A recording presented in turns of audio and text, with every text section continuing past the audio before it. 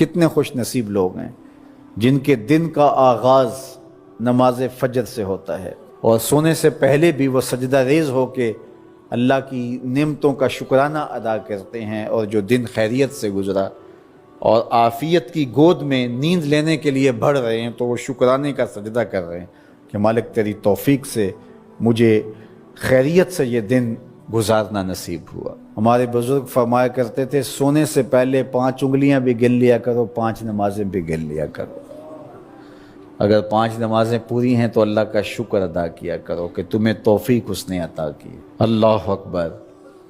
حضور علیہ السلام نے کچھ لوگوں کو دیکھا معراج کی شب کہ ان کے سر پتھروں سے کوٹے جا رہے ہیں، کچلے جانے کے بعد پھر دوبارہ سر صحیح کر دیے جاتے ہیں، پھر پتھروں سے ان کے سر کوٹے جاتے ہیں، ریزہ ریزہ ہو جاتے ہیں، پھر دوبارہ ان کے سر صحیح کر دیے جاتے ہیں۔ جبریل امین نے کہا حضور یہ آپ کی امت کے وہ لوگ ہیں جو نماز میں کاہلی کیا کرتے تھے، نماز میں سستی کیا کرتے تھے، نمازوں پر بوجھ تھا کہ یہ وقت ہو گیا ہے اب پڑھنی پڑے گی، دیر کرتے رہتے، پہلے پڑھنا ہی نہیں چاہتے تھے، اگر پڑھنی پڑھ بھی جاتی تو پھر نماز کی وجہ سے ان کے سر بوجھل رہتے تھے، آج ان کے وہ سر کوٹے جائیں گے۔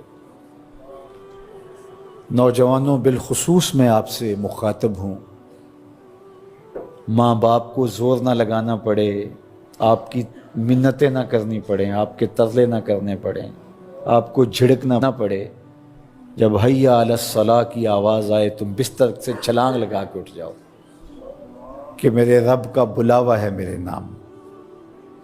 میسج ہے، طلباء سے کہوں گا کہ استاد کو بیدار نہ کرنا پڑے تمہیں، جب اذان کی صدا آئے تو خود اٹھ کر کے مصلی پہ آ کے بیٹھ جاؤ کہ میرے رب کا بلاوا میرے نام آیا ہے۔ اپنے ہم عمر لوگوں سے کہوں گا طبیعت کی کمزوریوں کے باوجود رب کے بلاوے پہ مصلی پہ بیٹھ جاؤ۔ نماز کا چھٹکارا نہیں ہے، رستگاری نہیں ہے۔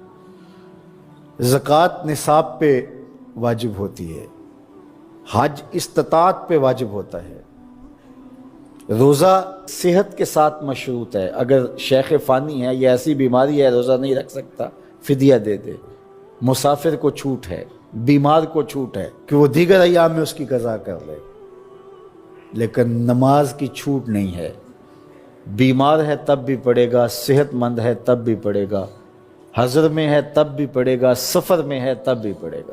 بالغ کے اوپر نماز کی کسی صورت میں بھی رخصت نہیں ہے۔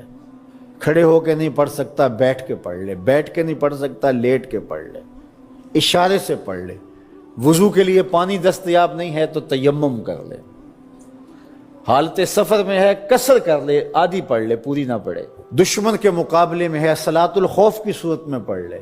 یہ نماز کا مسئلہ ہے، اتنی اہم نماز ہے۔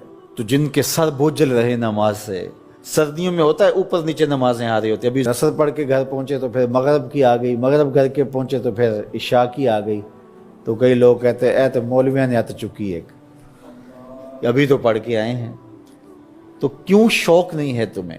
ایک نماز کے بعد وہیں بیٹھ کے دوسری نماز کے انتظار میں مسجد میں قیام کرنے والا، اللہ اکبر، فرشتے ناز برداریاں کرتے ہیں۔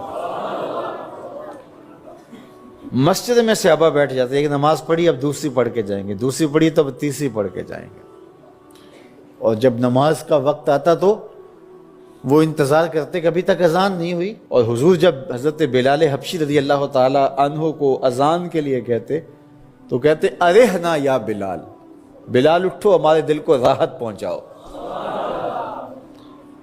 آنکھوں کی ٹھنڈک قرار دیا نا نماز کو، جعلت قرۃ عینی فی الصلاۃ، میری آنکھوں کی ٹھنڈک نماز میں رکھی گئی ہے۔ تو یہ دل کا قرار ہے، راحت قلب محمد ہے صلی اللہ وآلہ وسلم۔ اللہ اکبر، یہ معراج کا تحفہ خاص ہے جو ہمیں نصیب ہوا۔